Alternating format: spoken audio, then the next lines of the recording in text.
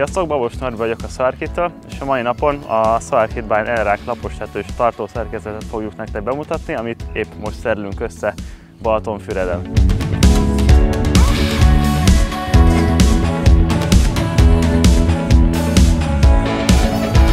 A lapostetős tartószerkezetekből két fajtát tartunk mi raktáron, az egyik a teljesen déli tájolás, a másik pedig a kelet-nyugati. Itt ez most pont egy déli tájolás lesz, tehát ugye a panelek egy sorba, egy dőlésen, egy égtáj felé fognak nézni, nem pedig ugye sátorolagban ugye kelet-nyugati.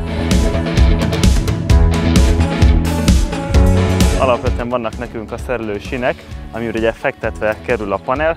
Van neki egy első kis tartókonzolja, ugye ide támasztódik be a panelnek az ereje. Ennek a helye ez ugye változtatható, hogy hol szeretnénk bepozícionálni. Ugyanígy a hátsó láb is, ami ugye a panelt hátulról fogja meg, ezt is tudjuk változtatni, hogy hova szeretnénk, annak függvényében, hogy mekkora méretű a panelünk, amit ráhelyezünk. Illetve van nekünk két kőtartónk, amivel ugye a 40x40-es lapot, vagy akár ha összebb csúsztatjuk, akkor ugye a szegélykövet, bármilyen méretű követ rá tudunk rakni súlyozásnak, tehát abszolút moduláris. Így tudjuk használni a kisméretű panelhez, a nagyméretű panelhez is, nincsen ergo megkötés, hogy mekkora panelméretől mekkoráig jó, bárhol be tudjuk állítani, mindenre tudjuk használni.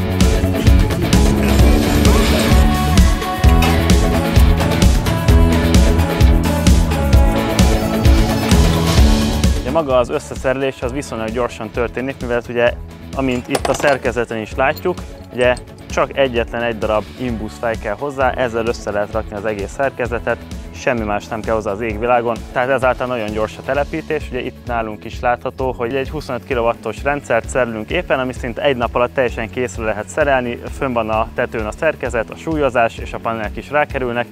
Egy nap alatt 25 kW-ot nagyon jól meg lehet csinálni lapostető szerkezettel.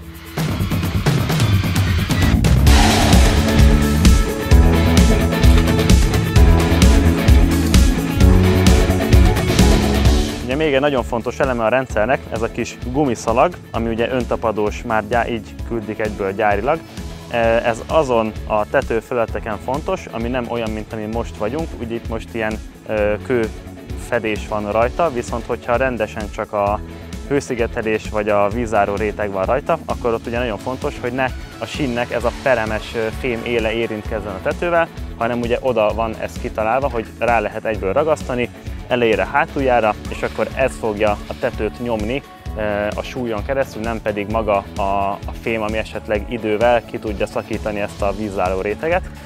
És illetve még amit hozzátennék, hogy ugye mivel déli tartószerkezetünk van, ugye hogyha két déli lábat egymás mellé rakunk, akkor a hátuljához ugye van a gyári szélterelő, amit föl tudunk rá szerelni.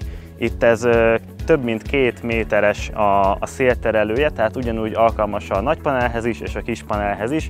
Abszolút lehet őket egymásra lapolva felszerelni, tehát nincsen szükség arra, hogy ezt vágjuk, méretre szabjuk, csak simán egyszerűen lehet egymás mellé rakni őket, és ez ugye nagyba befolyásolja és megkönnyíti nekünk azt, hogy kevesebb súlyozás kelljen, mivel ugye a szél hatást nem engedi be a panel alá, hanem elvezeti a szelet.